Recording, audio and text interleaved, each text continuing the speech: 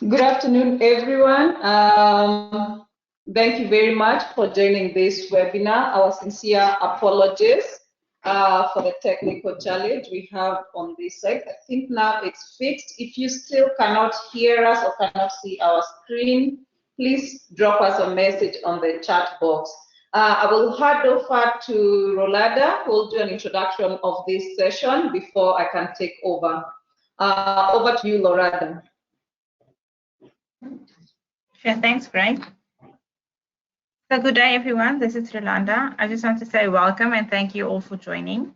I just also want to say that I'm very grateful to the AAS who opened up this mentorship scheme for the H3A Africa postdoctoral fellows.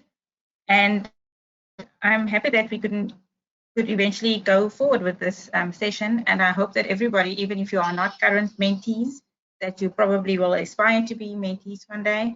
And also we are hoping that this mentorship session will also encourage and inspire some new mentors to join the program. But yes, I'm sure we're going to learn a lot in the session and enjoy. Thanks, Grace. I'll hand over to you. Thanks very much, Rolanda. We'll get straight on into the presentation for today. So we have scheduled for 2 hours, but I want to be honest to say that one, it's going to take maybe less than 2 hours, and two, it will be very different from how we have run it in Nairobi. So you bear with us because we have to make these changes because this is a virtual session. I will start with introducing myself and the platform, the mentorship scheme here at the African Academy of Sciences, and then we'll go through a few slides of what the scheme is about and what we expect of mentors and mentees. I understand from the people who have registered that some of you are our mentors and our mentees, but majority of you will not have enrolled on the AAS Mentorship Scheme. We'll let you know if you can enroll in the future or not. So a little bit about myself is that I am the mentoring coordinator at the African Academy of Sciences, and as well I manage the fellows and affiliates of the African Academy of Sciences.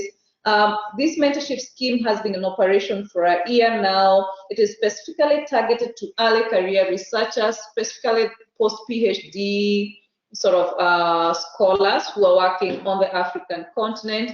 Our aim is that we can see these individuals transitioning to the next stage of their career to becoming independent researchers, to becoming innovators, taking up leadership positions in their institutions, influencing policy, and various other things they need for them to become excellent scientists. And for that reason, this mentorship scheme is specifically designed for this cohort of young researchers.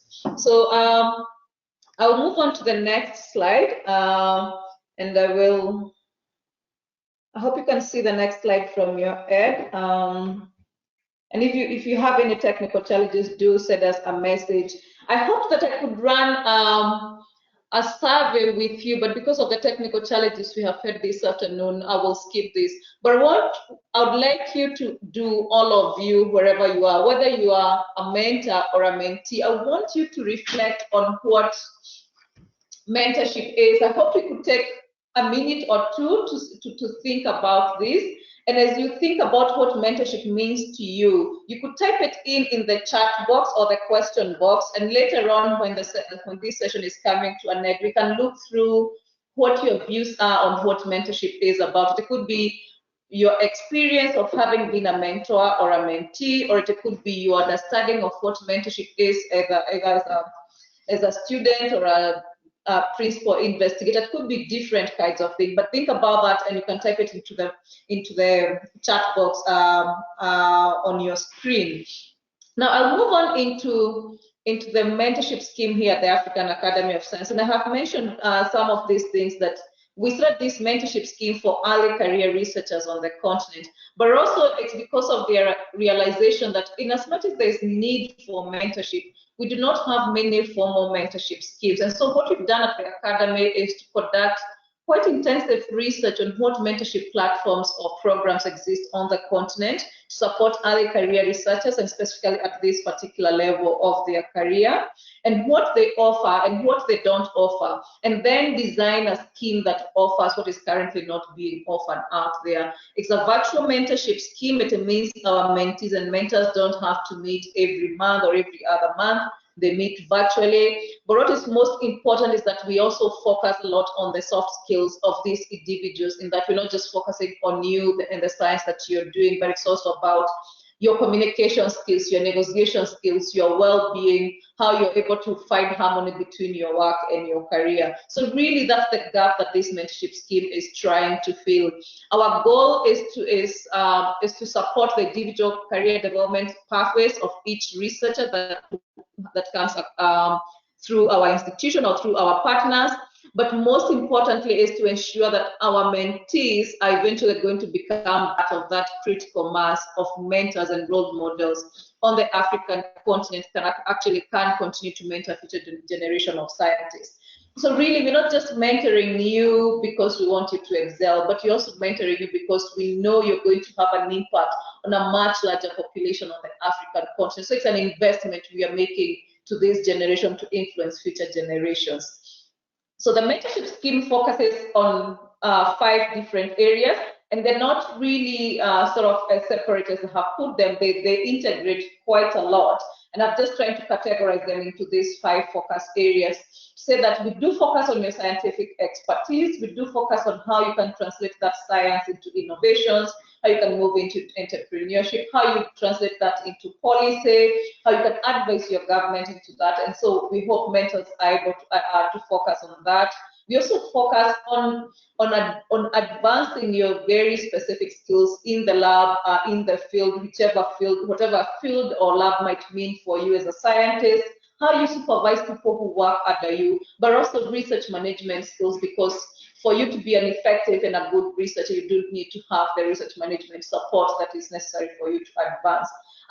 Then we focus on emotional intelligence, your personal interactions, how you grudge yourself, your work-life balance. So that's you as a person, as an individual. What kind of a person do you need to be for you to be an excellent scientist on the continent?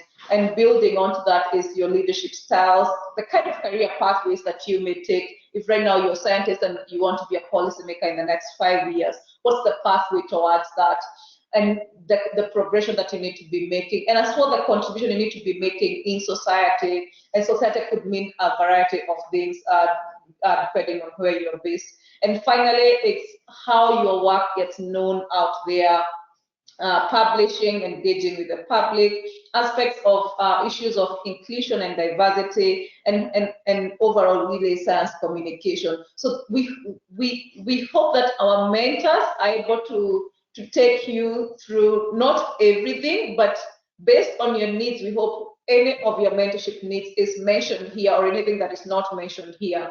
And we try as much as possible to find you mentors in these areas to support you to develop the skills and competencies for that.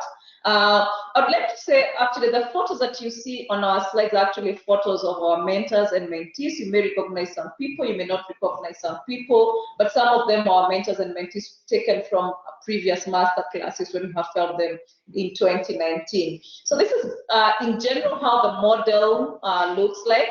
We enroll mentors throughout the year, and mentors can enroll at any time of the year. They get a sort of a training package, which is sort of mentorship resources that they can refer to prepare them to become mentors. We call it training because we believe you do need to be prepared for you to start a relationship with your mentee. And then we also enroll the mentees. Now, we've been enrolling mentees from AAS specific programs. We have a couple of postdoctoral programs at the African Academy of Sciences. And as well, we have our affiliate scheme, and those were the first cohorts we enrolled in 2019. As of 2020, we are starting to enroll new cohorts, and that's how we've got the H3A Africa postdocs on board onto the mentorship scheme. Once you have enrolled, we match you with a mentor, and then hopefully you're going to have your first mentor-mentee meeting. This is normally a first meeting we hoped that for the H3 Africa mentors and mentees, you'd have a first face-to-face meeting during the consortium meeting this week. But now we're going to have it virtually again during this call. During your first meeting, we hope that you can set your mentoring goals and you can sign a mentoring agreement. I want to emphasize this aspect of mentoring goals and mentoring and having a filled-in mentoring agreement. The agreement is not legally binding. However, it's a document to guide the two of you on where you want to be going in your mentoring relationship.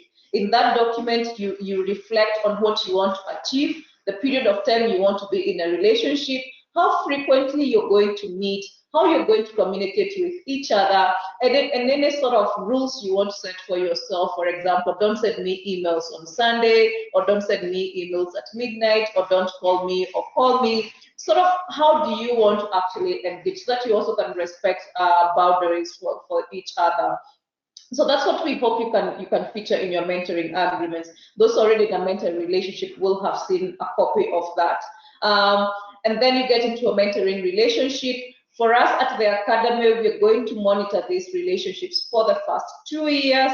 Every 6 months after you enroll, we're going to send you a short survey asking you how the relationship is going on, if you're having any challenges, if you have any input you require from us, the mentoring coordinators, and any kind of information you'd like to share with us. So every 6 months, we sort of check in with you. At the end of 2 years, we send you a much longer survey asking if it has been beneficial, if you have achieved the goals that you set for yourself. At that point, you can choose to continue with the relationship or to end the relationship. We really leave that to the mentor and the mentee to decide. But during these 2 years, several things will happen. Is that you have your distance mentoring sessions, which happen virtually. If you're part of the H3 community, then perhaps you'll have met in some of the meetings that are organized by this community. You may have decided to collaborate, and so you could have met at a conference or at an institution. I've talked about the evaluation and learning we do every 6 months, but also you get to benefit from mentorship masterclasses. We are running physical masterclasses whenever we have meetings organized by the African Academy of Sciences, but also we are starting to introduce a new set of mentoring webinars whereby we'll be tackling different aspects of mentorship or areas we feel more mentees need help with and we don't have enough mentors to cover them. We'll frequently run different webinars. So I ask you to sign up on the AAS website. We have a newsletter and you get to know what monthly webinars we have that you can be part of. Peer-to-peer mentoring will come up as we move into the second year and maybe the third year of mentorship, where the current mentees can start mentoring other mentees who are just joining the scheme. So that will be rolling out maybe end of this year or next year. The box in yellow or orange, depending on what color you see, it's sort of the mentor categories that we have. We have mentors from industry, from research, from academia. We have managers, innovators, policymakers, entrepreneurs, and communicators. What is important is that the mentor you get is determined by the goal that you write down or the need that you write down when you're filling in the mentee enrollment form. For you to see the mentee enrollment form, you have to be invited for that because, as I said earlier, we are enrolling mentees in cohorts. Now, I wanted to give you a brief of where the current mentees are coming from. And you can see we have quite many acronyms at the African Academy of Sciences, but they actually all mean something. FLAIR is mostly grantees in the natural sciences. The AAS affiliates are selected every year for their excellence in science. We have 127 of them. Climate Research for Development are the CR4D grantees. Then we have SACO Fellows. Deltas Africa is one of the bigger programs you have at the AAS. Then APT, they're mostly in the health sciences. Then ISRIs, they're a range of sciences, and then H3 postdocs. So we have this range of mentees at the moment. We hope we'll keep increasing these categories as we keep growing, but for this year, we are focusing on these groups of mentees. And as I said earlier, our vision is to ensure that we have a critical mass of talented and motivated early career researchers producing and translating and advocating for impactful science on the continent. I earlier mentioned about the resources that we have. I hope you can see my slides. I'll go back one more. So if you go to the AAS website, www.aasciences.africa mentorship scheme, you'll be able to download most of these resources that you're seeing on your screen right now. If you go to our YouTube account, you'll be able to watch some of the videos that we have been producing with our mentorship scheme. All these are prepared to prepare you for mentorship scheme. If you are a researcher with undergraduate students or master's or PhD students and you are also mentoring them, wherever they may be, you may find these resources also useful. So they're not limited just to the AAS program. They're general resources that are applicable to anyone who is interested in mentorship, either as a mentor or a mentee. Now, I hope now I'll be able to bring in some of your thoughts on mentorship and what you thought mentoring is. But what I have here and what you can see on your screen now is some sort of definitions. Let me call them definitions, but actually not definitions. They're sort of big words that were used by a group of researchers that I met in January this year, and I asked them what mentoring meant for them. Because we haven't really tried to define what mentoring is, and I try as much as possible to not provide a definite description of what mentorship is, because it means different things to different kinds of people. But we can go through some of these one at a time and sort of tease out what it could mean for some of you. For some of you, it could be getting the best out of a person. That is, if you are a mentor, you're trying to get the best out of a person, someone who actually has the potential to achieve, but they have doubts about themselves. You as a mentor, you help them to realize actually there is something that they can do with themselves, and therefore you offer guidance and support them to achieve a certain goal that they have set. You're also able to identify strengths in someone. Mentorship can be an opportunity for exposure and for options, but it's also a safe space for others where they get to explore who they are and what they can do for themselves. They get to express themselves. They get to build their confidence and trust. Some people understand mentorship as coaching. Others understand mentorship as investing in other people. But for me, what is important is that mentorship is also mutuality of learning, in that both mentors and mentees get to learn from one another, regardless of who has most experience and who is the mentor and who is the mentee. Other people talk about mentorship being standing on the shoulders of giants, because one person has more experience than the other, and so you are able to use the experience of this other person to look ahead and to sort of dream big. There are also aspects of gatekeeping, of sponsoring, networking on behalf of the mentees, collaboration, flexibility, lifting someone up. But also, most important thing is something I always like emphasizing, and is what is in the last two sentences in that box.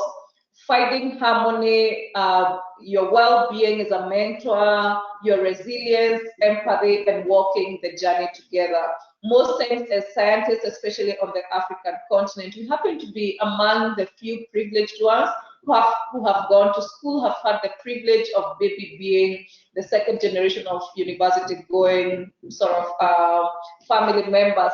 But that comes with the burden of wanting to do more for our families, for our society, for our continent, and oftentimes we can forget to take care of ourselves.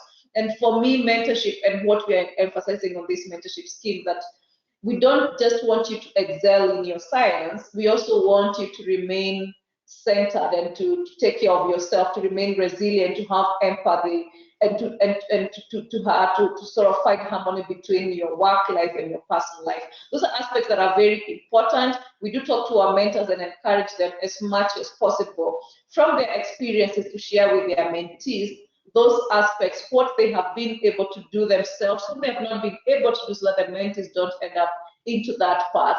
So that's very, very important for us to emphasize. And I'll be very happy at the end of the presentation to hear if any mentees or mentors would like to share their views about that part and how mentorship can help you to address your well-being.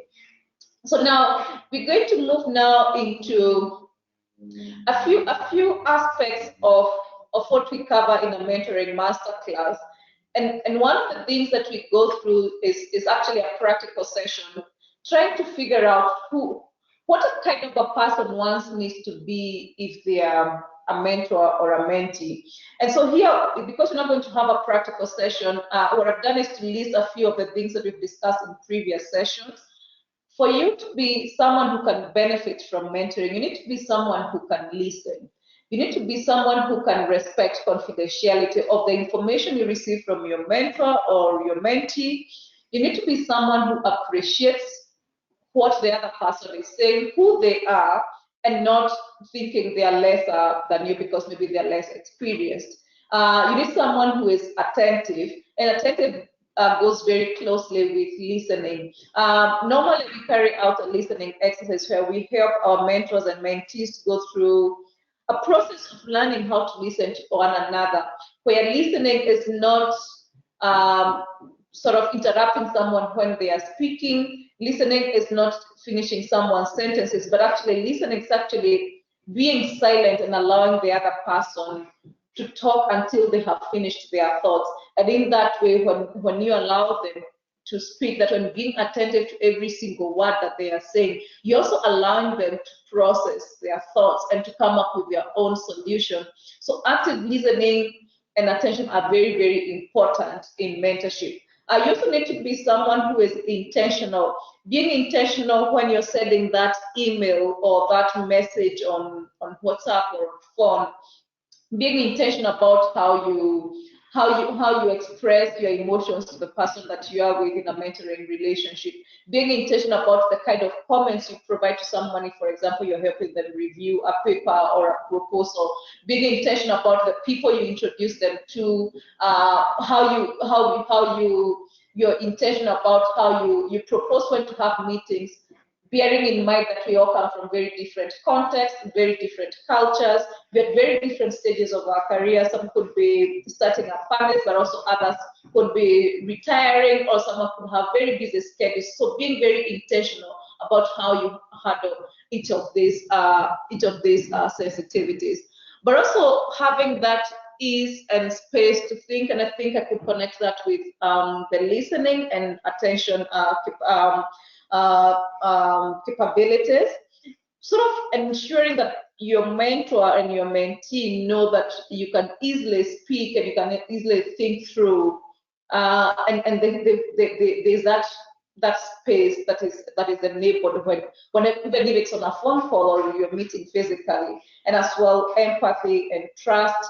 I think if at any one point you find yourself in a mentoring relationship with a mentee or a mentor and you don't really trust that person, it might be helpful for you to reconsider that relationship, because without trust, then you cannot really open up to this person about what you really need to achieve in your career, or what doubts you're having about how you're progressing in your personal and your career life, and what need you actually need. We'll come back to insightful questioning because I think that's very, very important, but also being aware of unconscious biases. Mentors and mentees need to be individuals who are very intentional about identifying what biases they bring to the process and how they're going to manage them, how they're going to recognize them and highlight them in the course of the mentoring relationship, and even educating themselves on how to deal with unconscious biases. But also managing expectations. Many times you want to, and this is very, very much the case when you're younger and you have these big dreams of achieving and conquering the world when you're still young in your 30s.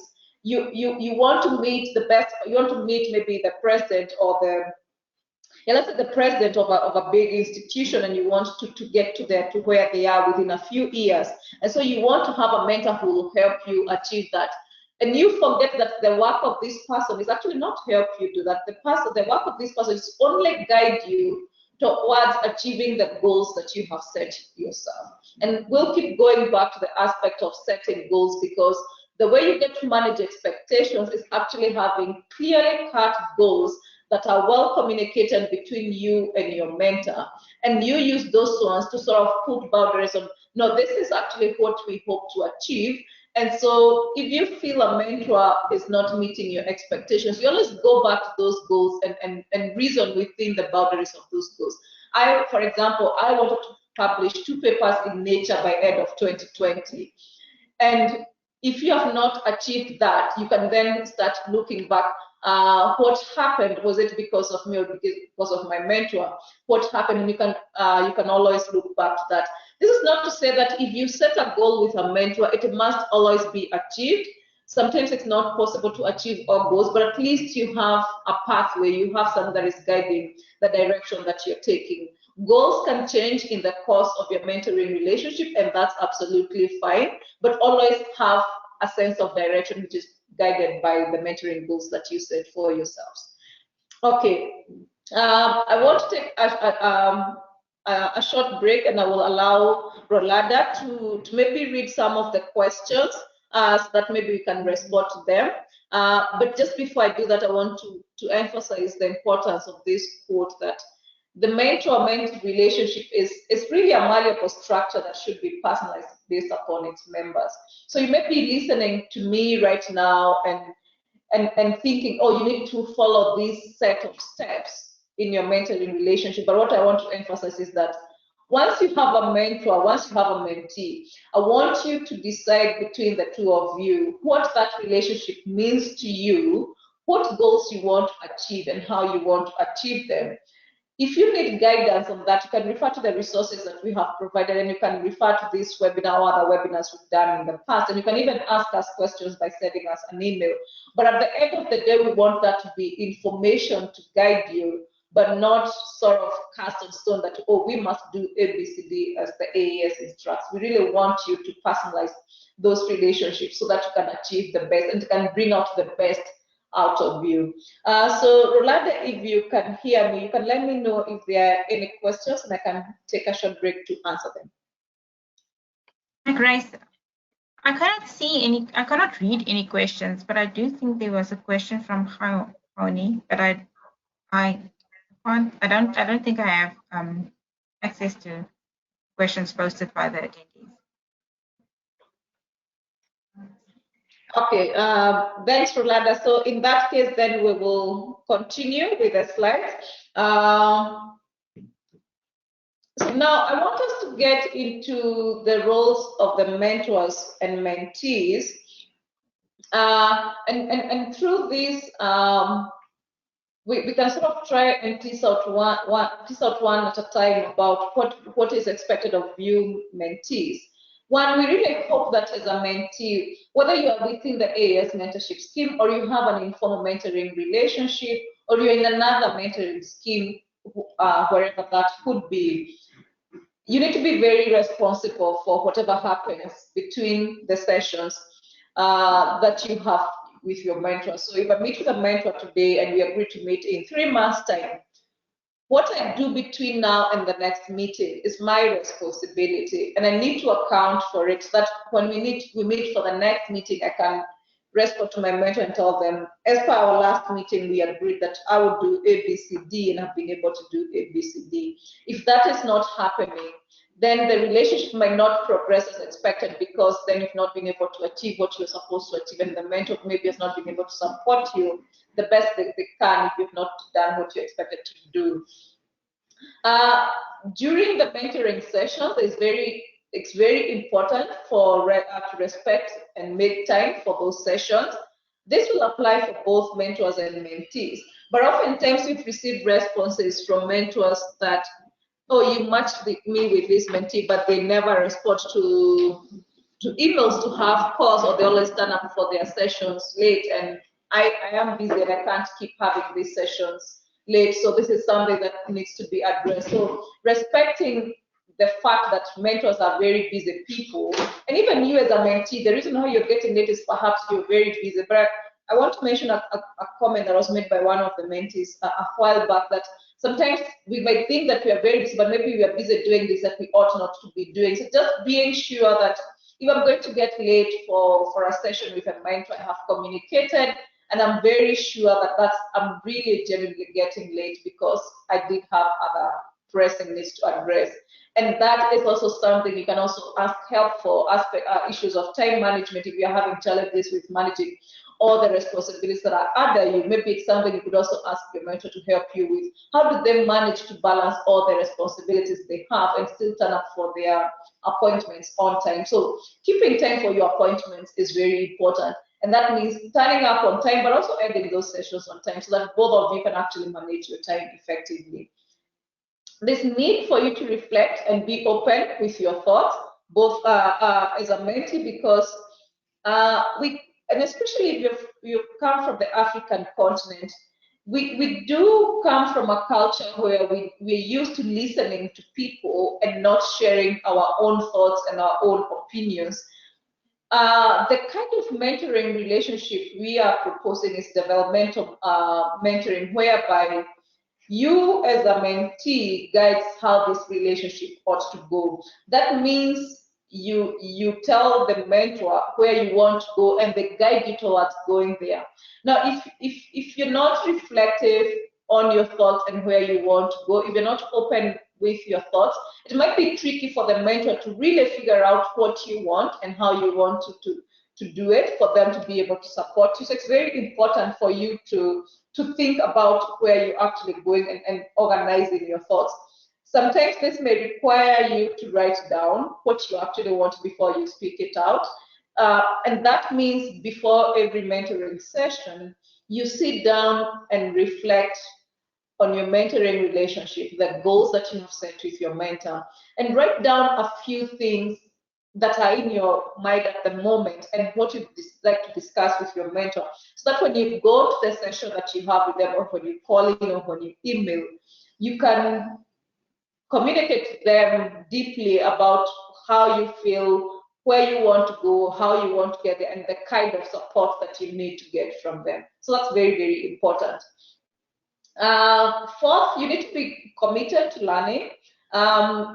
We are hoping that you joining a mentorship scheme that is offered by the AAS to H3A community is not you ticking a box, but you're actually committed to learning, you're committed to advancing yourself to the next stage of your career, and you're going beyond what is expected of you. When we say you can set goals, it doesn't mean you're limited to those goals. So you feel free to go beyond those goals. Feel free to review those goals as you move along and learn as much as you can. If there's a way that you find your learning is also helpful for your mentor, share with your mentor as well, because as I earlier said, mutual learning is very, very, it's central to the mentorship scheme. And finally, your role will be to prepare and implement your actions. As I earlier said, after every meeting, you reflect. So as I earlier said, before the meeting, you sort of sit down and write what you'd like to speak with your mentor.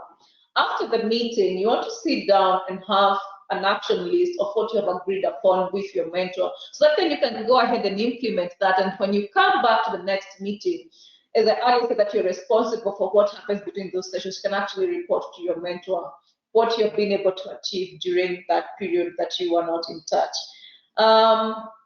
So a few tips about mentees. Again, I emphasize, and I'll emphasize this until we come to the end of the session, is that you need to know your goals. You need to know what you want to achieve. A while back, this was challenged in that sometimes we don't know what we want to achieve. And that's very true. Sometimes I don't know what I want to achieve. But maybe the goal will be for you to work with your mentor to figure out what you actually want to achieve. This could be in the context of your career, it could be in the context of your personal life, it could be in the context of figuring out your career pathway. Whatever it could be, whether you know that your goal is to rise into the next stage in your institution, into your next position in your institution, or you don't know what you actually want to do because you're a postdoc or because you're now a lecturer and you don't know what else to do, just have something written down saying, I want to work with this mentor to do A, B, C, D. Always have a goal. That goal could be to clarify your career goals, your life goals, or that goal could be very, very specific. Choose the best mentor to meet your goals. Currently, we do the matching at the AAS, and we try as much as possible to look at what you have selected as your needs to match you with a mentor. This is very important in that if you don't get a mentor that can meet your needs, then you will have a challenge to meet those needs. So it's very important when we are matching you here at the academy, you can communicate to us openly and say, yes, I think this mentor can meet my needs. No, I think this mentor cannot meet my needs. So always choose a mentor that can meet your goals. We are moving to the next phase of this scheme where we are setting up an online mentoring platform, which will be enabled by smart algorithms, so you'll be able to get close matches to the needs that you have set for yourself. The third one is set the mentoring table, begin by discussing mutual goals and expectations. I mentioned this, which was part of our mentoring model, whereby during your first meeting, you sort of agree with your mentor the goals and expectations, how you're going to conduct yourself during that course of the relationship. Fourth and most important is to practice the highest standard of professionalism. I've earlier highlighted the need to keep time. If you have agreed to have a session with your mentor at a certain time, keep time, arrive on time, and end the meeting on time, because you're in charge of that meeting as a mentee. So make sure you're keeping those standards of professionalism. When you send emails to your mentors, it's very important. Maybe we don't have this challenge post-PhD, but I've seen it a lot with undergraduates and master's students, where they send these very short messages to individuals they think that they can mentor them. And oftentimes when I receive those ones, I will use them to judge them. I'll think they're not very serious. And so whenever you send a message to your mentor, make sure it does portray a certain level of professionalism, a certain level of commitment to the mentoring relationship. Fifth is to learn to accept and to give feedback. Sometimes you can receive feedback that is not always what you expected. For example, you may be wanting to apply for a grant and you have this proposal that your mentor is helping you review, and after they've gone through it, they feel that actually it's not strong enough and you may not succeed in getting that grant, and they provide you with this feedback. And oftentimes we are human beings who may take that negatively. But what we're encouraging our mentees is to learn to listen to what other people are saying and to accept the kind of feedback that they are receiving, but also to provide feedback to the mentor when they feel the feedback that is being provided is not as expected. It's always very important to share those kind of thoughts with you. It doesn't mean that every time a mentor says do A, B, C, D, you should always do A, B, C, D. Sometimes you may want to do the other way around, D, C, B, A. And it's okay for you to communicate that to the mentor, because it is you who is growing in this relationship. It is you who knows best where you want to go. And I would like to connect this with another aspect whereby you listen to everything that comes from your mentor, but you don't always implement everything that you are suggested, he or she has suggested to you. And it is okay for you not to do that, but it's also okay for you to communicate respectfully to them and tell them, thank you very much for all these suggestions. Given where I am coming from and what I'm capable of doing, or my personality or my status, I would rather not take this approach, and I will choose to take this approach, so that the mentor is also aware of the decisions that you are making. 6 is that you recognize your path is your responsibility, and that just emphasizes what I'm saying, that at the end of the day, this relationship is supposed to help you move to the next stage of your career or of your life. So it's really your responsibility, the path that you take. And good communication skills are central to this. And I think what I've been saying all along is how you communicate with each other really determines which way you're going to go in your relationship. And being a very good communicator will be very, very important. Sometimes it is good to over-communicate. If you feel the mentor is not understanding you, try different ways of communicating the same information to them. Give them different scenarios to work with so that they can understand you. But also I want to link that with what I previously mentioned about active listening. Perhaps you also need to listen keenly to what your mentor is saying, and as a mentor, you also need to listen carefully to what the mentee is saying. Eight is considering a periodic mentor checkup, and I think I have highlighted the aspect of evaluation every 6 months. That's for us at the academy, but even for the two of you, you can say, let's just have a chat at the end of every session after every few months. We want to check in and see how we've been doing in this relationship. Have we been able to achieve anything? Are we happy with each other?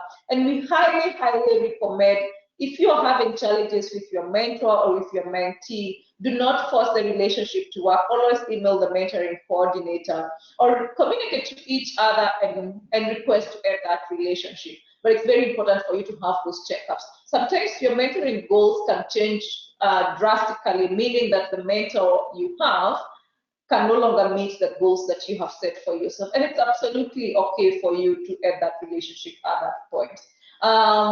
Avoid burning bridges if it's time to move on. And that just connects with the previous one, that if it's time for you to move on to another relationship, just be respectful and courteous enough and communicate the same, that yes, we've been on this relationship, my goals have changed significantly, and so I feel I'm not able to achieve them while other you, so I'd rather we end this relationship.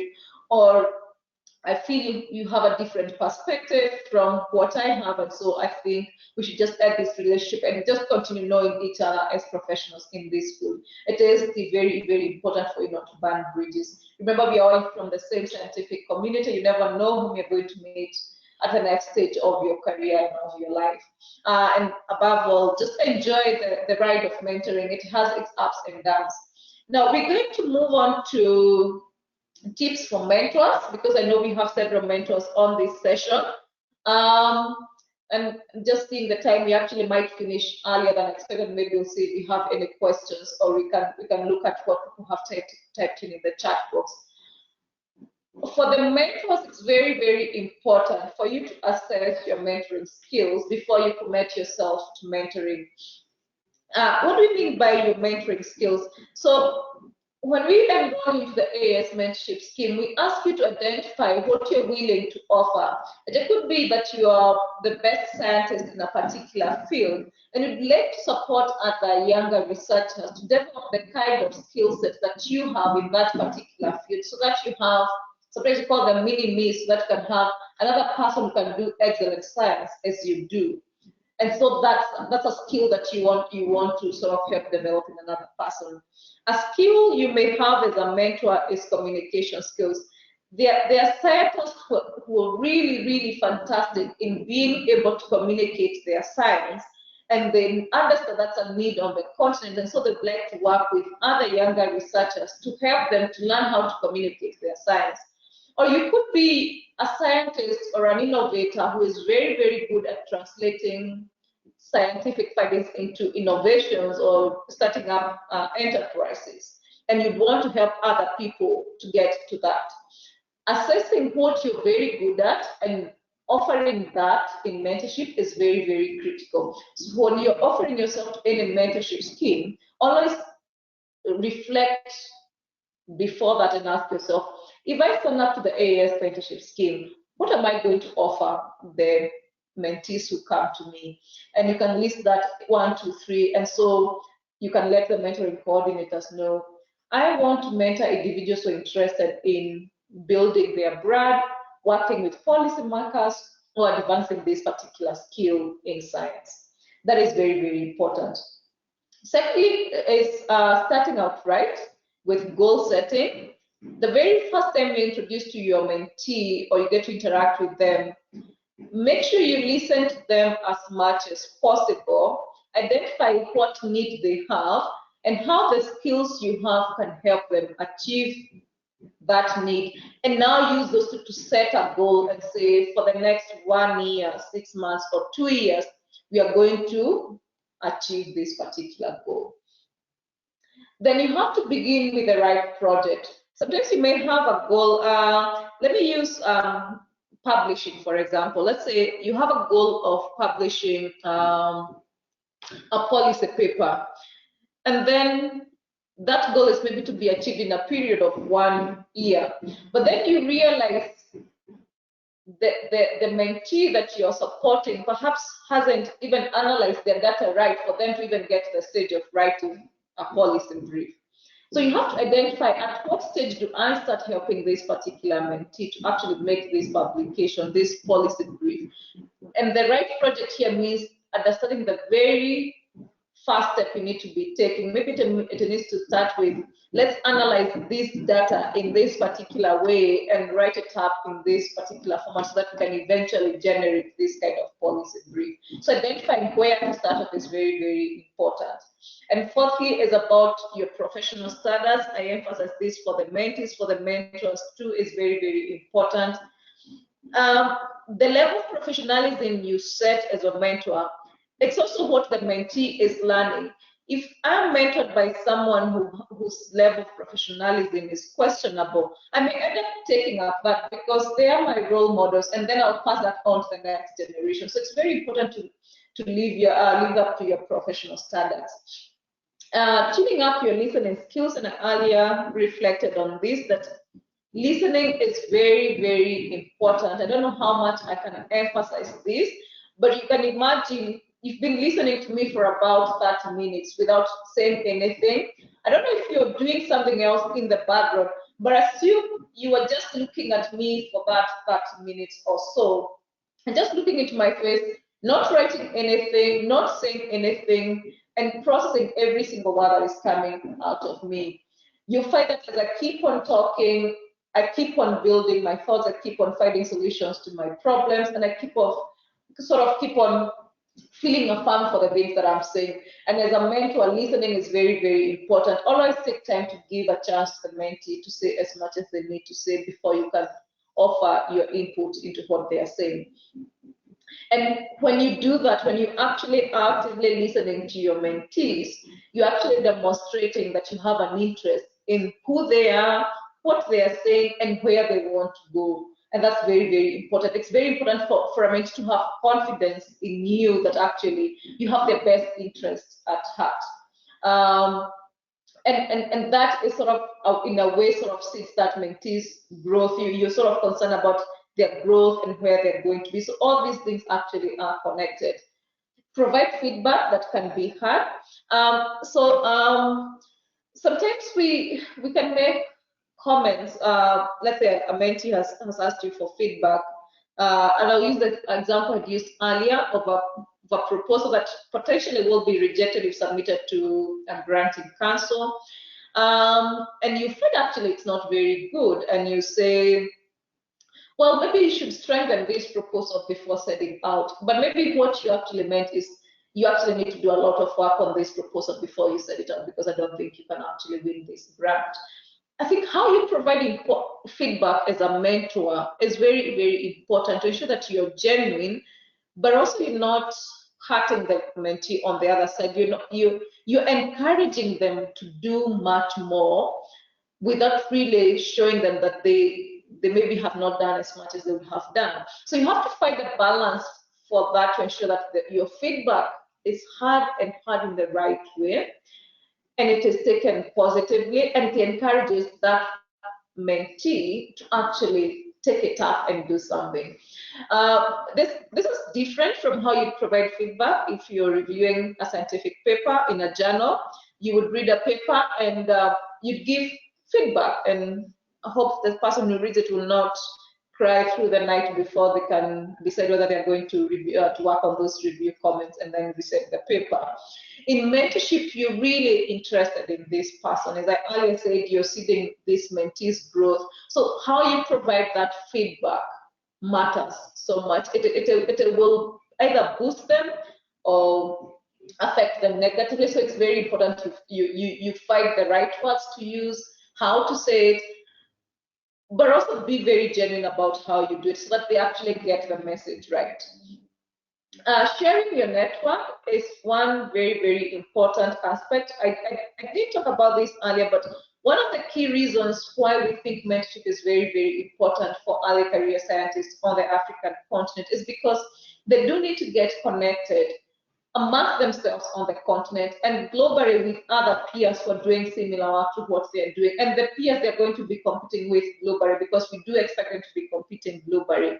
You as a mentee are already well connected in your institution, in your country, around the world, and so you have these networks, and so you do know where you have low-hanging fruits where the mentee that you have could benefit from. Maybe it's a conference that is being organized by one of your collaborators, and you have a chance to send this mentee to see how major scientific conferences are organized and for them to make a presentation research, or for them to meet different kinds of collaborators for their research.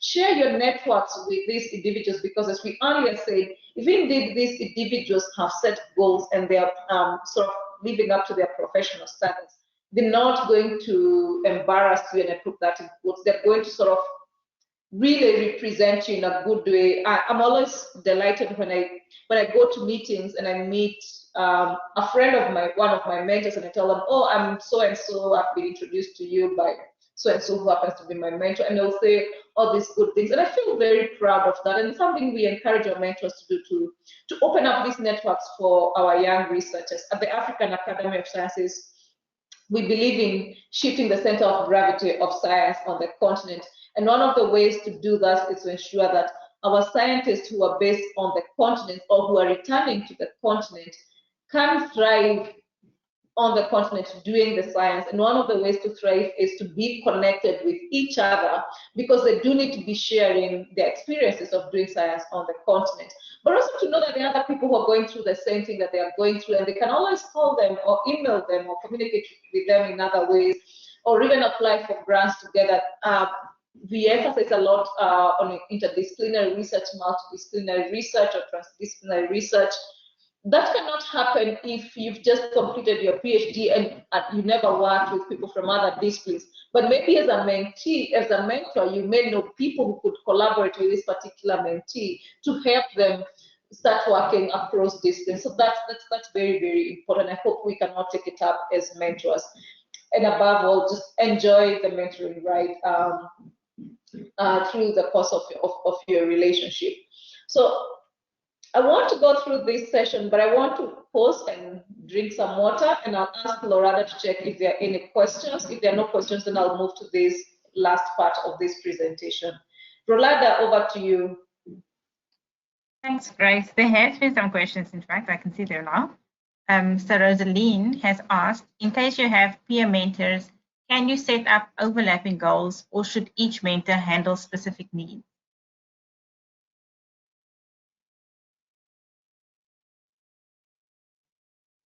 Thanks, Rolanda. Yes, about goals, I think it's important for you to have, I think this person is specifically interested in peer mentoring and whether you can have overlapping goals. I think for peer mentoring, yes, you can have overlapping goals. And if you mean overlapping goals, if that means that you and the peer have a similar goal and you're working towards achieving it, yes, you can do that. But you can also have separate goals. Say, for example, I am very good at speaking in public, and my peer is not good at all in speaking in public, but they're very good at data analysis. The goal could be, I will teach you how to speak in public, you will teach me how to analyze data. So that could also be a separate goal. It really depends on what are your needs as individuals and what can you offer each other. Yeah. Thanks, Grace. And then Alice wants to know, when do we have some interaction? So I suppose, is there some interactive activities?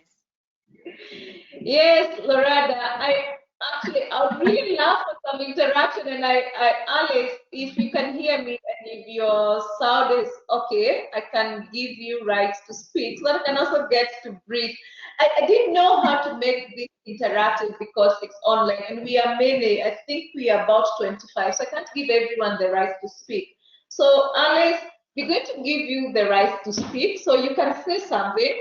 And after that, if anyone else would like to say something, they can raise their hands or send a message on the chat box, and we can actually give you some minutes to say something, and then I'll tackle the last part. So let me look at Alice and give you rights to speak.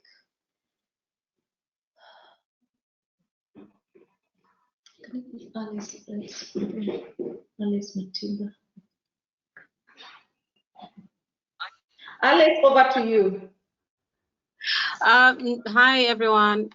So sorry, I didn't mean to, I know it's probably sounded rude, but I was just cognizant of the fact that we were not actually interacting, but I wondered whether that was the objective. Maybe it was not really properly, you hadn't prepared something that could help us to be more interactive.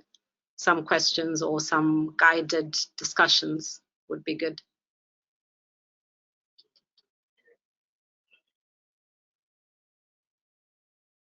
Thanks, Alice, for that.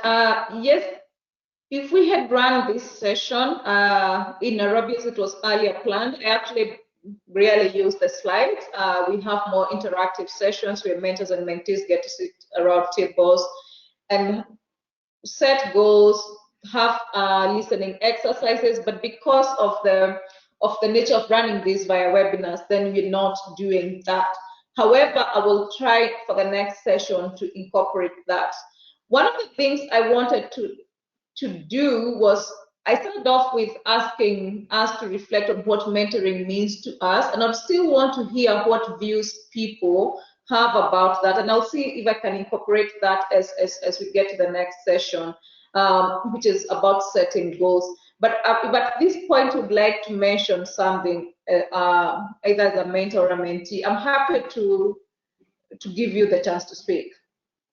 So I'm just going to take a few seconds to see if anyone is raising their hands for that. Okay, thank you.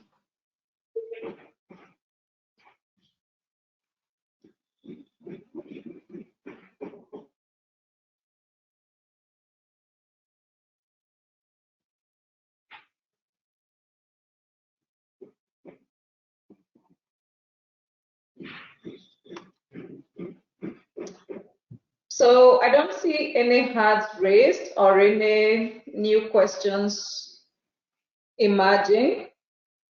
So what I'm going to do is I'm going to move to the last phase of this presentation. As I do that, I will ask you if you have any sort of thoughts you'd like to share. You can raise your hand or you can send a message on the chat box. And once I finish this set, we will be able to respond. I will be able to give you a chance to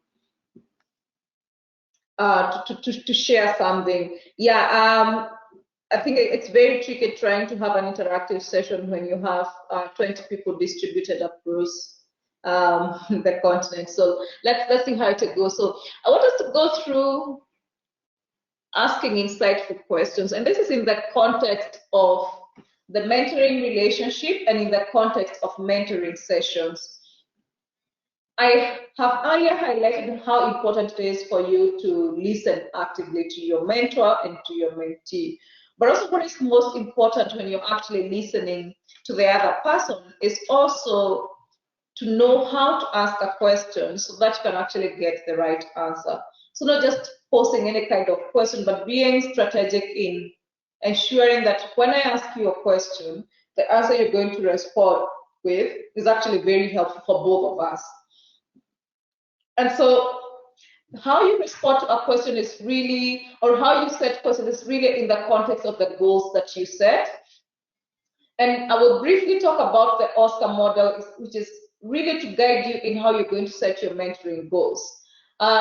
When you're setting your goals in your relationships, and I've seen we have a couple of mentors who are in this session, when you're setting your goals with your mentor, you need to think about the outcome, the situation, the choices, and the consequences, the actions you're going to take, and then how you're going to review the whole process. So let's go through one at a time, so that as we go through each one of them, you can also start reflecting on how do I ask a question to ensure that actually we understand this whole process of goal setting.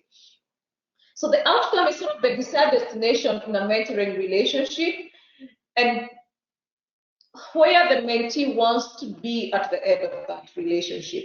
And so as a mentor, you want to ask questions of what that mentee wants to have achieved by the time this relationship is coming to an end, or within a specific time frame that you two will agree upon. it's up to the mentee to imagine that future, to imagine how the success would look like, and to communicate that to the mentor. So you want to be very specific, for example, as a mentor, and ask the mentee, where do you see yourself in the next 2 years with regards to your scientific career, or with regards to your personal life, depending on what they are interested in. And hopefully the mentee will sort of have a vision of where they want to be, whether they have figured that out or not. That's what happens in the next 4 stages, but it's very important for people to have sort of that end goal. I want to go back to something I mentioned earlier, where we talked about knowing your goals, and I think sometimes you actually don't know your goals. So if you don't know your goals as a mentee, perhaps the outcome here will be, at the end of this phase, maybe 2 months or 3 months, I want to have set a goal for my life. That's actually an outcome you want to see at the end. And then you will come back and assess what's the current situation, and you will say, I am at this point, I have all these things happening, it's all a juggle and I don't know where to move. And then what are the choices and what are the costs, and then what actions do you take? That kind of a process is very important. So outcome is the very first stage in goal setting, in how you actually ask any kind of questions. This is something I expect to happen when you have your very first meeting with your mentor and mentee. It's not the first question you ask, I have to say, though. When you have your first meeting as mentor and mentee, that's when you get to know each other. You get to introduce each other at depth. I normally have these conversations with a lot of young people. I'm a youth researcher, so I talk a lot with young people. It's actually people who are in university, not very young. And you always like responding to the question of knowing one another by asking each other, what's your story? And when you try to tell people the story of your life, you can actually tell them a lot more than you'd have said, let me read your bio and I think I will know you more. Or you can use sort of the river analogy to sort of explain your life story from the point you're born to where you are at the moment, and that way you can get to know each other.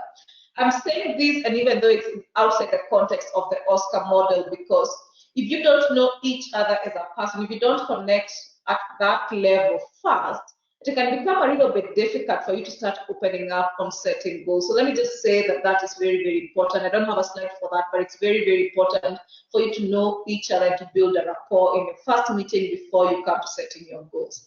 Okay, let's go back to setting goals. So we've dealt with outcome. Outcome is the vision, where we want to see ourselves in 1 year, in 2 years, or in 6 months.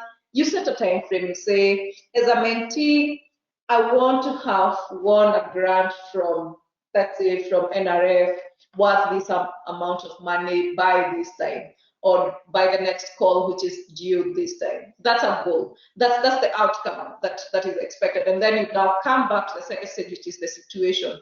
Where are you right now with this outcome that you expect?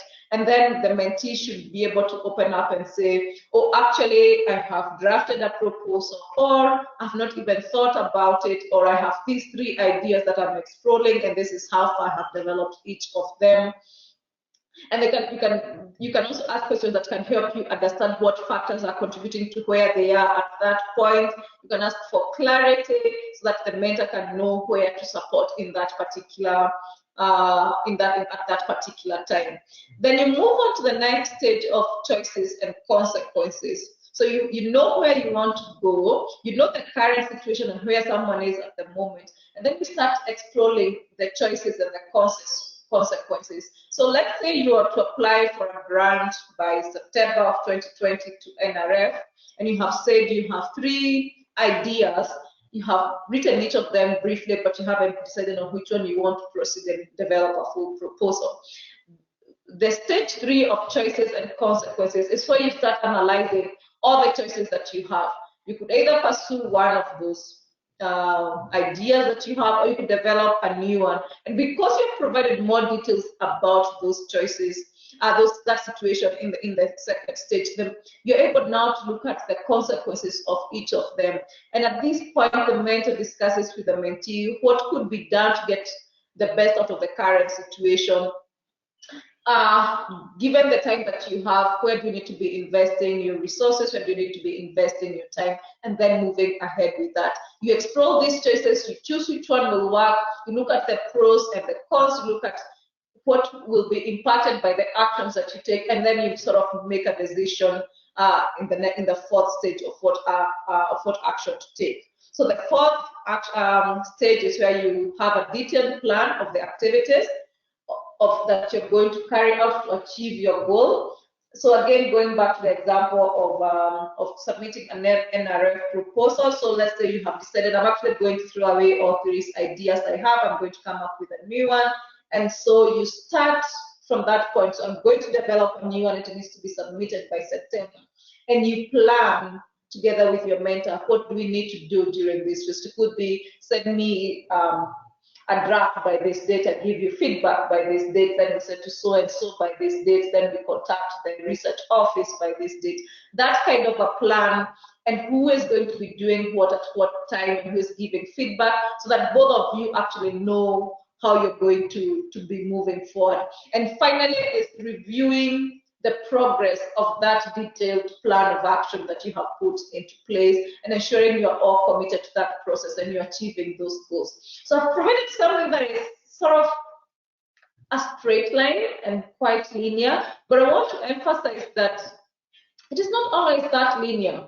For example, if you're working on your confidence, or you're working on introducing you to key people in your field of expertise, don't be as linear as that. Don't be you're examining the situation, then you analyze your choices and consequences, then you have an action of, oh, I will send 2 emails in a month, and I'll follow up X number of times within this period. It may not be that all the time, but at least it gives you an idea that first and foremost, you need to know where you want to be at the end of that relationship or within a particular time frame.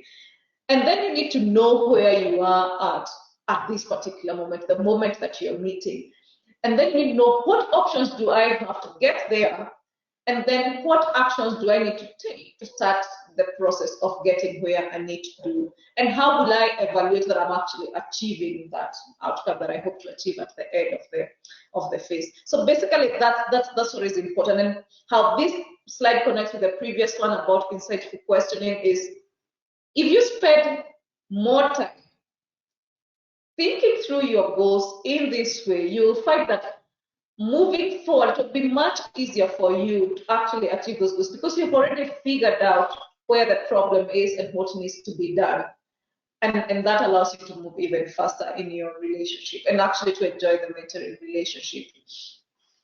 So this is an exercise that I had put up, and I'm glad that Alice highlighted this, because I would want to open up the session for people to contribute this.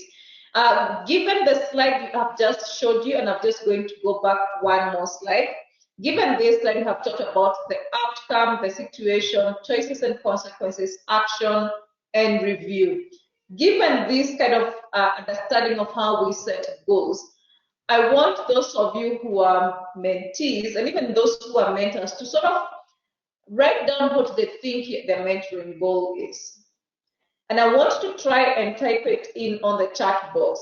But also, if you'd like to share that with us, you can raise your hand. So if you look at where your name is as an attendee, you'll be able to see there are several icons there. This way you can mute yourself. This way you can either share your screen. I think you may not be able to see that. You may be able to ask a question, but you can also raise your hand. So if you can use the raise hand button or even the chat box to say you'd like to say something about your goal, that would be very helpful. And also at this particular stage, I'd like to take any questions that you might have. So I will pause for about a minute to give you a chance to reflect on your mentoring goal. During that minute, reflect, and after that, I will come back and ask a few of you to say something, and I'll also check on the chat box for those of you who will be typing something about what your mentoring goal is. Okay. I just want to say that I also want to extend this to those that are on the call that are not yet mentors, obviously. But if you're ever thinking of being a mentor, then you should also be able to answer this question.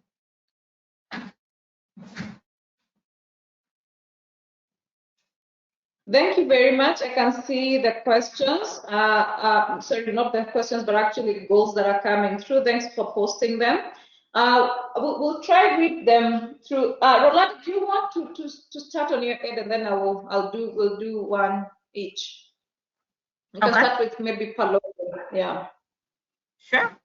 So Palwenda says his goal is to become an independent investigator within the next 3 years. Fantastic. So let's take Palede's mentoring goal and try to analyze it in the context of the Oscar model that I've just shared. It is very important. It is very clear that Palwede is at a particular stage right now. He's not a PI, but he wants to become a PI in the next 3 years. So one of the things that he would do with his mentor, and I'll just take you back, one slide back. Just give me a minute. I'll just go back one slide. So the outcome there would be he wants to be a PI by 2023. So what they would do with the mentor would be to start and establish what's the current situation, in what position is he right now? Is he a postdoc? Has he finished a postdoc? What does it take for you to be a PI?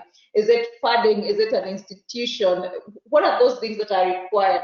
And then you start looking at the choices and the consequences and discussing those and sort of thinking, if you want to be a PI in the next 3 years, these are your choices. If you do A, B, C, D, you might not get there. But if you do this, you will get there. If you maybe get funding that is not adequate, you may not be able to do the kind of research projects, the big research projects that actually start to qualify you as a principal investigator. So what kind of proposals do you need to be writing? For whom do you write these proposals for? What kind of management skills do you need to have as a researcher, because they're also very important. So you analyze all that about the choices and the consequences, the pathway to actually achieving your goal in the next 3 years. Then you move on to an action list of, okay, now we know this is where you want to go, this is where you are, these are the options that you have. We are choosing this pathway, and so this is how we are going to go ahead. And you detailed those activities, and they can agree with the mentor that for us to achieve this goal in the next 3 years, we're going to speak every 1 month, and every time we speak, you have done this, I will have done this. As a mentor, I may introduce you to people whom I know could collaborate with you to write a big grant proposal, or you could plan, there's this grant opening up in early 2021. I think you should put yourself together to apply for it. That would be announced maybe 2022, and if you win that, then actually you can achieve your goal of being a PI by 2023. So that's one of the ways of actually thinking about that action list. And then there are those other activities that come under those big actions. And then as we move on with your relationship for the next 3 years, you keep going back to that plan that you have to make sure that you're achieving that. Rolanda, do you have another one that we can review?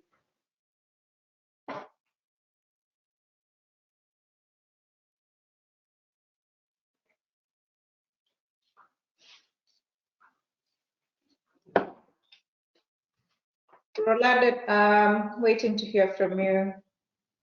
Sorry, I was muted. Rosaline says one of her mentoring goals is to learn how to write winning grants.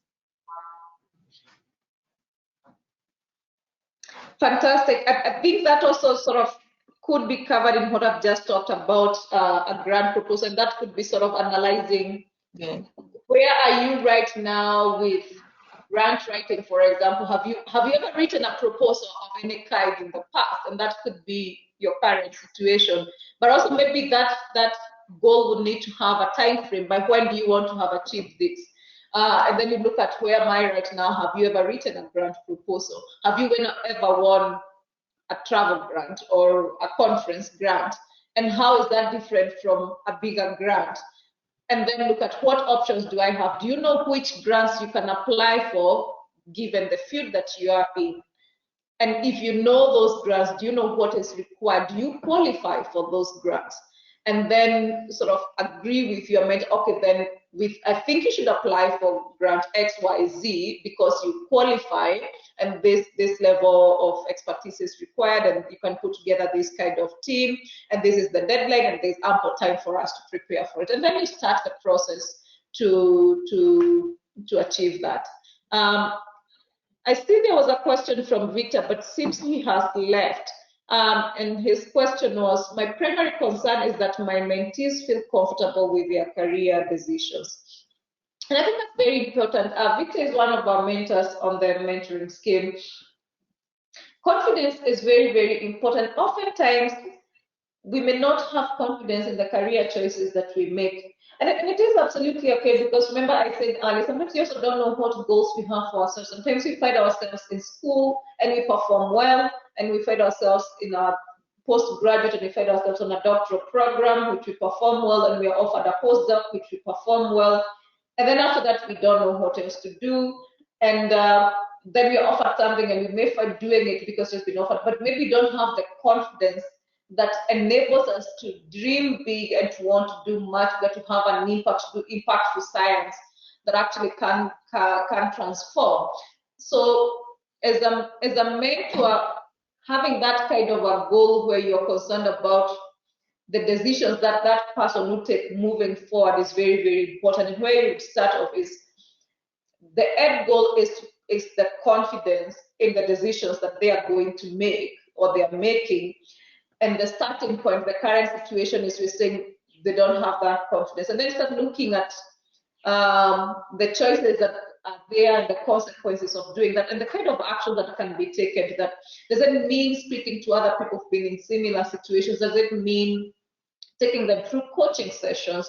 Does it mean introducing them to other people who've gone through that career pathway, different kinds of conferences, different kinds of meetings to just boost their confidence?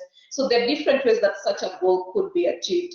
Laura, is there one that you can, I can see, Alice, you're asking if you can show the Oscar model slide. I'm showing it, so I hope you can see it now. If you can't, do let me know. Laura, let me know if there's one that we can respond to now. There doesn't seem to be any other ones. Rosaline also mentioned to win a grant. I think we've already covered that. And Powenda said also an additional goal to him is to contribute to develop genetics in Burkina Faso. Yeah, thanks for that. Yeah, I think, Rosaline, you're building up on your previous question. I mean, your previous goal, which you had highlighted, you want to win a grant. Now it's by 2020. So as I earlier mentioned, how that would look like is to, one, what's your current situation? Have you ever won any grant? So what kind of skills do you have to enable you to prepare a grant and win it by 2020? And once you've established where you are at, then you start thinking, what kind of grants can I apply for given where I am, and actually get them by the end of the year. And then you look at, okay, if I go for this one, then I could not get it because maybe I don't have this qualification, or I don't have this experience, or I don't have this collaborator, or this is not my field of expertise. So identifying the very specific grants that you need to apply for. With the fields that we are working with in science, you barely said sort of blind grant proposals. A call has to be advertised, you have to apply for it, you have to wait for the review process. So do you know who funds the kind of research that you do? Do you know when they advertise their calls? Do you know what they look out for? Those are things your mentor can help you with if they are in your field, but there are also things that you can do research on. And where you find you have challenges understanding and preparing for your grant application, you can ask your mentor for that support. So those are the kind of things that you can get support with. You may also have identified where you have a challenge, and maybe your mentor is not the best person to support you with addressing that challenge, but they may know someone else who could actually help you address those challenges. I have a comment, maybe. So I was thinking, in your professional work, we often have to write individual development plans. Is that also a tool that you could be used with sitting down with your mentor to to identify the goals where you would want to be in your career? Yes, Rolanda. Actually, if the H3 Africa community do develop individual development plans, that's the best way to actually start a mentoring relationship, because you've already set sort of a plan for your life, and you can pick up aspects from that plan that then you can achieve through mentorship. Thank you.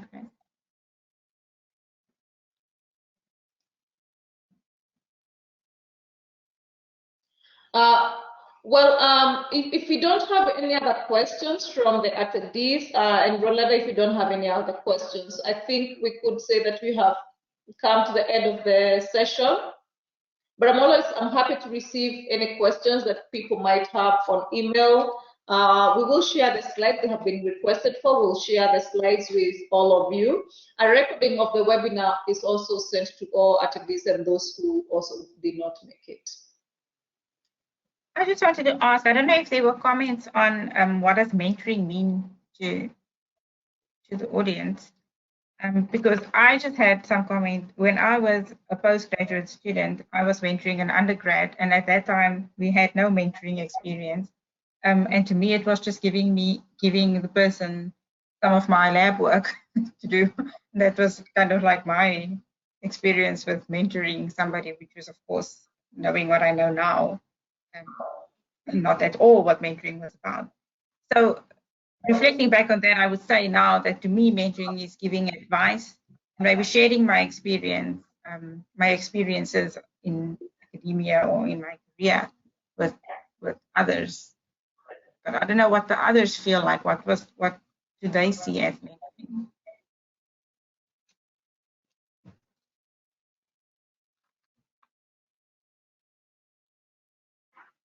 So I know Amel is also on the call, and she is mentioned. Amel, can you hear me? Can I unmute Amel? Yeah, Amel was on the call. I see Alice has left. Yeah, but Amel was on the call earlier. Perhaps I could say something. She is on the call. Amel is on the call. Yes. Yeah, I think she's asking a question. Let's see what she's asking. Yes, because she can hear us. Amel, Rolanda is asking you to if you have any comment on cases where mentors have ended up giving mentees work to do in the lab. So we could give you the right to speak, Inafi. I wanted to say something about that because I did touch on that aspect of where mentoring is sort of seen as supervision. And this might not happen with the current cohorts we have of mentors and mentees, because our mentees and mentors are not in the same institution, and most times they are not even in the same country. So we won't have cases where they sort of put off the lab work to the mentees. But it's very important to know that mentorship and supervision are different. In supervision, you have maybe the PI or the key researcher with assistants working under him, either as a master's, an intern, a PhD, or whoever you could be. And they are specifically trying to develop a particular skill in you. In mentorship, the mentee approaches the mentor with a very specific need. So unless you had gone to that person with a need and say, I want to learn this lab skill, then they will help you gain that skill. But if it's a case where, I think you're the best scientist in my field, and so I really want to learn different aspects, if they just let you be in the lab and not do anything else, I think that was a fail in a way. Not everyone is a good mentor, and we have to accept that. Some people are fantastic scientists. They are world-leading scientists. They have published, they engage governments, they're very good communicators, but they're not very good at mentoring. We have to acknowledge that. The people who've not achieved as much, but they're very good at mentoring people to enable them to move to the next level. And so you have to be open as a mentee to identify when someone is actually not able to guide you and when one is actually able to guide you and support you to achieve your goals. Yeah. Amel, do you have something to say concerning that? We just have to unmute her, I think. Yeah, we are going to unmute you. I hope your sound is okay. Sure. Hi, Rolanda. Hi, Grace. Hi, everyone. Thanks. I mean, this has been really great. And I want to echo all what you have been mentioning. I have experience running a mentorship program, basically for young girls who are between 10 and 18. So the goal of this mentorship, and it's like you were saying, it's different from supervision, and the aim was to provide other skills that are not provided in schools, in universities. So the idea was to sort of try to understand what are their aims, what they want to learn, in which direction they want to grow, and sort of guide them by providing, links to things they can read, by connect them with people who are working in a specific field they're interested in, all these sort of things. And we sort of also organize communication skills sessions, and also career discussions about careers with women working in different fields. So I see it more, and I echo what Rolanda and Grace said. It's things you don't have access to under a classic supervision model in a university or in a research lab. And I also want to say that even though these girls were very young, it was a very good learning experience for me, because there were questions and discussions about things I never thought about before, which was really great. Yeah, I don't know if that's helpful or not. Thanks, Amel. Yes, that's very helpful. Yeah, I'm glad you're able to share your views with us. Yeah.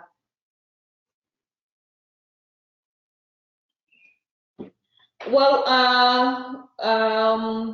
I think we're coming to the end of the webinar, so I'd just like to highlight this sort of an end of sort of session slide, highlighting our expectations from what I've been talking about all along.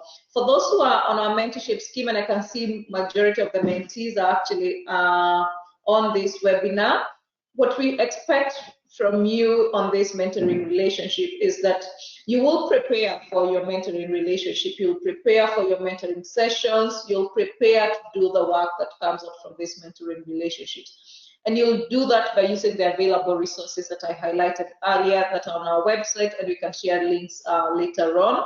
You will set goals, and you will sign a mentoring agreement and share that with us as soon as possible. You will participate in that relationship by holding regular mentoring sessions with your mentor and following up. You will respond to our evaluation every 6 months, but most importantly, you and the mentor will be able to sort of check up on each other as you move along. And after that, you'll also engage with other mentors and mentees. We hope, because we are mentoring you at an advanced age, you're all postdoctoral researchers, you have PhDs and masters and other graduate students under you, or even you know from your community or elsewhere, you're actually going to share with them what you're learning from this mentorship scheme.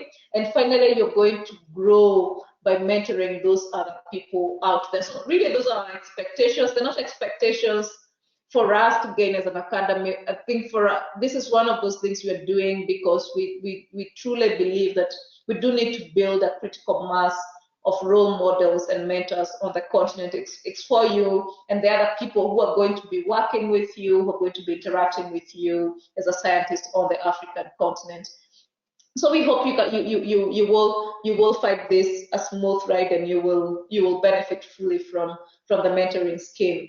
So thank you very much. There will be a short survey sent to you at the end of the webinar, which relates to the goal setting exercise. And if you have any questions, just email us. For those of you who are not enrolled onto the mentorship scheme, you can drop us an email, but we're not going to be opening up enrollment for new mentees until maybe next year, because we have to do this in phases. But feel free to drop us an email. We'll share all the resources that we have with you. But thank you very much. And Rolanda, I'll hand over to you in case you have any last thing to say, and then we can end the webinar. No, Grace, I'm just thankful for the session, and I'm glad for everybody that found the time to join us. Thank you so much, Rolanda, for your support, and thank you everyone for joining us, and have a lovely afternoon wherever you are.